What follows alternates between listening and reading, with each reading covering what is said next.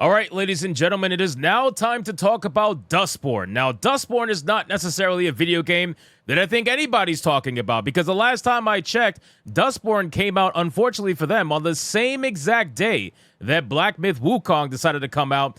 And let's just say the numbers are completely different between the two games. One of them is a DEI-infested nightmare that is all about the 2016 politics and Donald Trump, whereas the other game is a game made for everyone. Literally, it shows nobody, it specializes in nothing, it doesn't represent anyone. It's just a game about a Monkey King and his adventure, and it's an awesome, awesome thing. We now see what happens when you show for DEI versus when you don't show for DEI, and we have actual, tangible, numerical proof of that fact. I am never going to financially recover from this.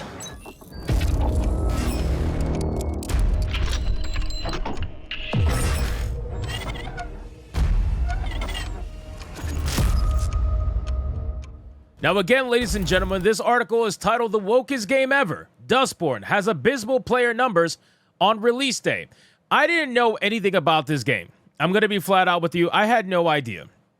As I started to look into this game, as people started talking about it and sending me messages about it, I started to understand exactly what it was. And then I saw what the developers said about the game and how they got inspired to make it, and that was everything I needed to know regarding this game. I mean, just look at the characters that are available. You have the prototypical racist stereotype female black lead with the Killmonger haircut, because every single black person that is made by a non-black person has to be given the Killmonger hairstyle.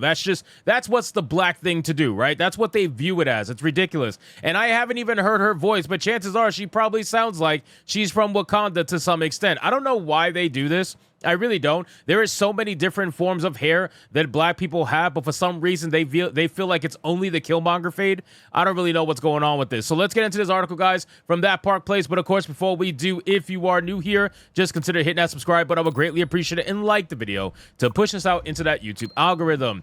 It says Red Thread Games recently released game Dustborn, which has been described as the wokest game ever, has not even hit 100 concurrent players on its release date. Now, was anybody shocked by this? I mean, just look at these fucking characters.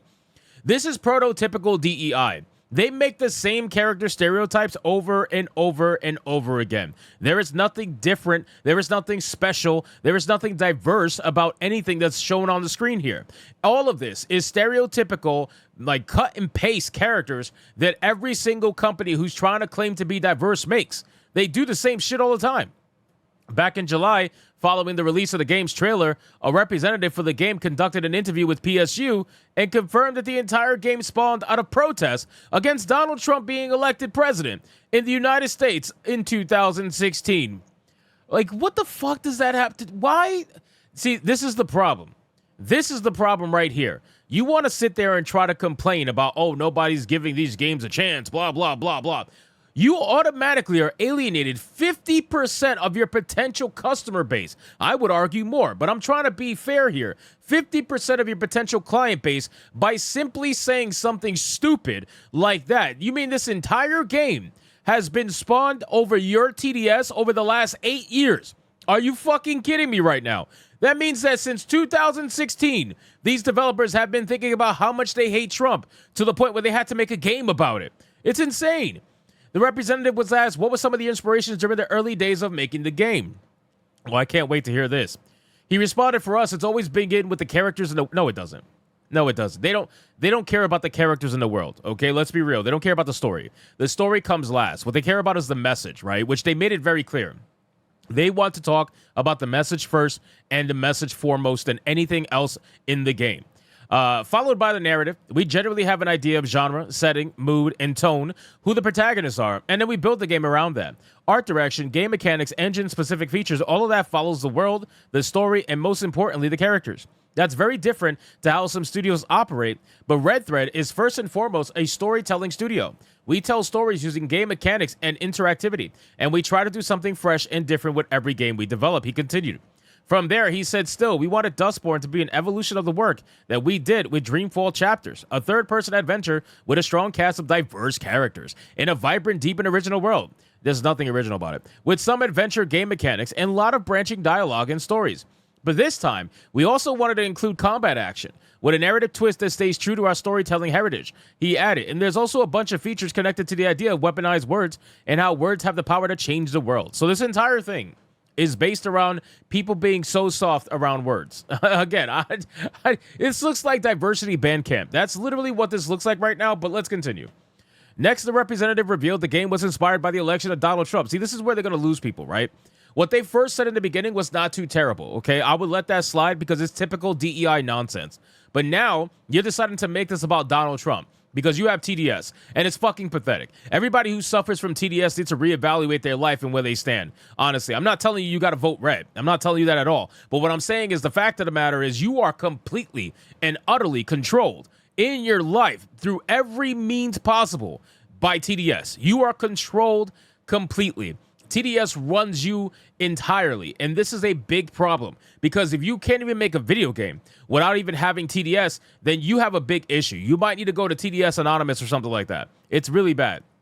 So it says the idea behind Dustborn's setting and characters was also influenced by a series of political events that deeply affected us all, beginning in the summer of 2016 and continuing until, well, today.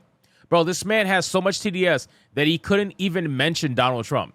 That's how, what is he, Voldemort? Like, that's how fucking bad it is right now that they had to say, yeah, we were all affected by the events of 2016. What do you mean? When things were cheaper? When there was no wars? When everybody was happier, except for you psychos? When the fucking country was at its best? You mean to tell me that's the series of events? Maybe they mean positive. Who knows? Who knows? As game developers, we wanted to tell a story that felt relevant and thematically timely, with a cast of characters that could more accurately represent our player base and the setting, and to hopefully have some positive impact on the world, in addition to being an entertaining game, he shared. Well, so entertaining that only 81 people were playing it last time I checked. That's the highest number that I saw. 81 people decided to play this game. You know where your fan base is? You know where all your player base is? The people who chose not to play this game, guess where they're at? They're at Black Myth Wukong. They might not say it. They might not admit it. But ladies and gentlemen, 2.2 million concurrent players versus 81 concurrent players. I think it's pretty safe to say that Black Myth Wukong has spanked this particular DEI game. As for what the game's about, the representative said it's a lot of things. But it's mostly about keeping hope alive in the face of adversity, maintaining friendships in spite of conflicts, and about the awesome and terrifying power of words. It's also a story about being different, being an outsider, and being on the run from people who hate what you are. And robots, let's not forget about robots. So again, hate what you are, typical DEI stuff.